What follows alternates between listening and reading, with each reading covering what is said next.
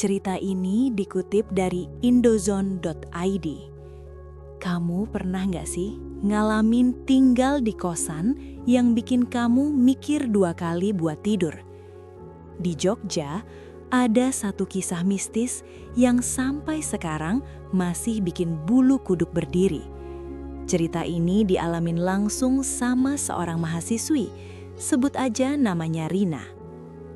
Awalnya, Rina cuma niat baik, yaitu cari kos buat tempat tinggal selama kuliah.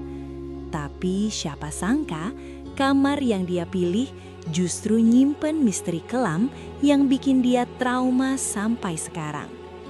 Yuk, simak kisah mistis kos angker di Jogja, dilansir dari YouTube @horrormystery_ selengkapnya. Rina pindah ke Jogja waktu awal semester kuliah. Kayak anak rantau pada umumnya, dia semangat banget pas nemu kamar kos yang kelihatannya oke.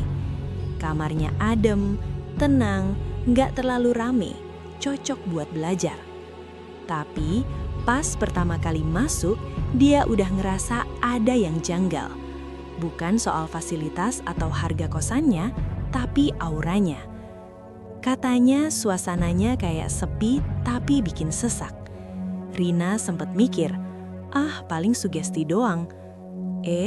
Makin lama tinggal di situ, rasa anehnya makin jadi.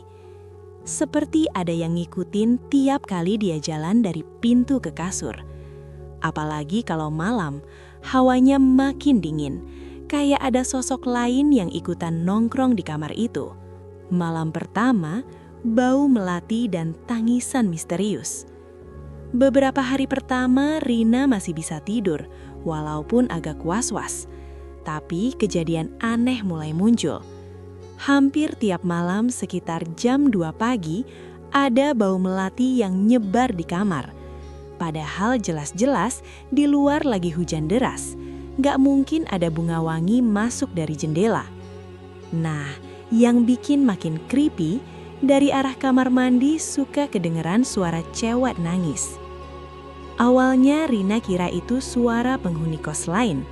Tapi anehnya, tiap dicek kamar mandi kosong. Sunyi, gak ada siapa-siapa. Katanya, gue sampai nutup kuping pakai bantal, biar gak kedengaran. Puncak horornya terjadi pas suatu malam. Rina ngerasa ada sesuatu yang ngeliatin dia terus. Bulu kuduknya berdiri, tapi dia berusaha cuek.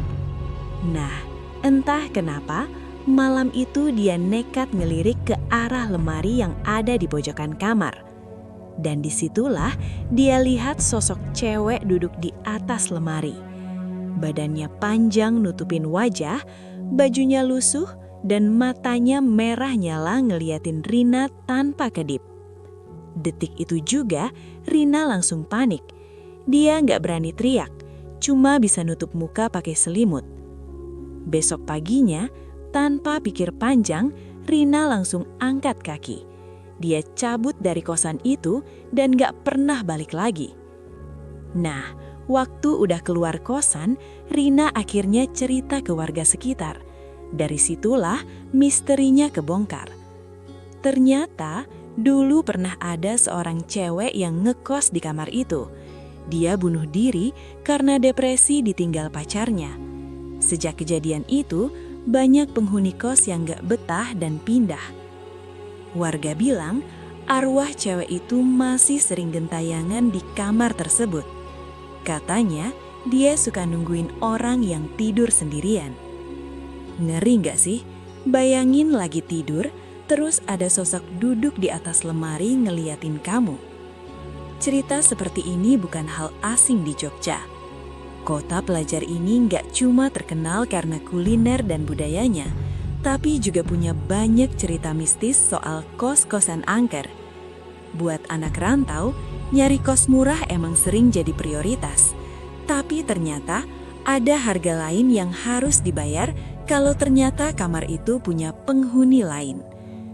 Banyak yang bilang, kos-kosan lama atau bangunan yang udah jarang dihuni biasanya jadi sarang energi negatif. Apalagi kalau ada sejarah kelam di dalamnya. seperti kasus bunuh diri atau kecelakaan.